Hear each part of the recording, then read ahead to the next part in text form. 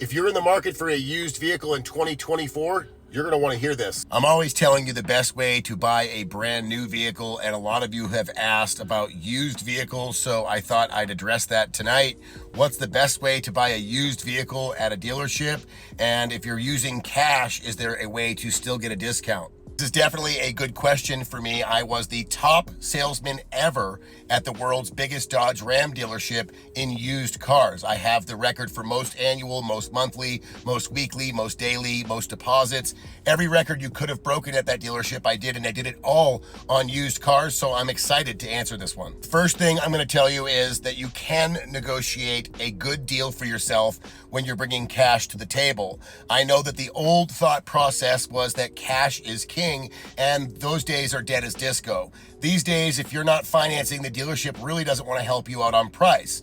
So my answer to you is to go to the dealership, let them think you're using their financing, negotiate the best price, and if the price is really good, use their financing. Then simply walk out the door, let one payment come to you as part of the deal, and pay the whole thing off. You don't have to make all the payments. There's no penalty generally for paying off the vehicle. You can just eat the interest on one car payment and get a huge discount from the dealership. I do this quite a bit for my customers. I leverage the potential financing with the dealership in order to get a healthy discount. Then I simply instruct my client to pay off the loan. It's that easy.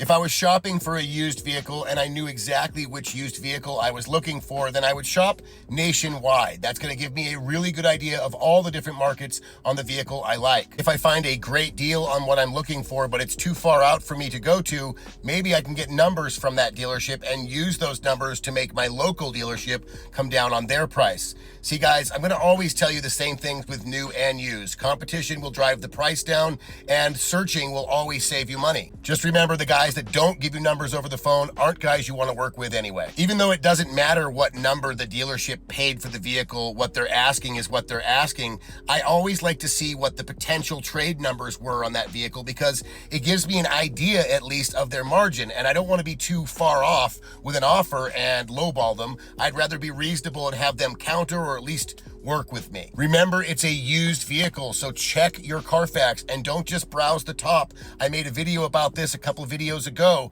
and it basically says that you could buy a lemon even though the Carfax doesn't know it's a lemon. And I pointed out all the spots where you could see the previous owners had brought the vehicle in, and there was obviously something wrong with it, and the dealership was just trying to get rid of it. So this is so important. Check your Carfax and make sure you've really looked at everything, all the vehicle history, all the maintenances, all the times they brought it in. And if you see a reoccurring problem, then it's probably something big. Remember, if you're going to make an offer on a vehicle, first get the out the door price so you can see all the fees that the dealership is charging you.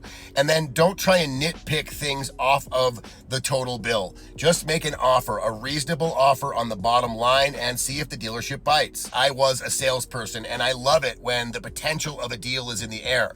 So the first thing you should tell any salesman you talk to before you even discuss numbers is that you're pretty much ready to go if you can get everything the way you want it. The last tip I'm going to give you is don't buy your vehicle at the dealership. Look on Facebook Marketplace and all the private party sales that are happening around you for that same exact vehicle. Then you don't have to deal with any of that bullshit. I really hope some of these tips helped all of you, and for more tips, tricks, and hacks just like this one, please follow Billy the Car Kid.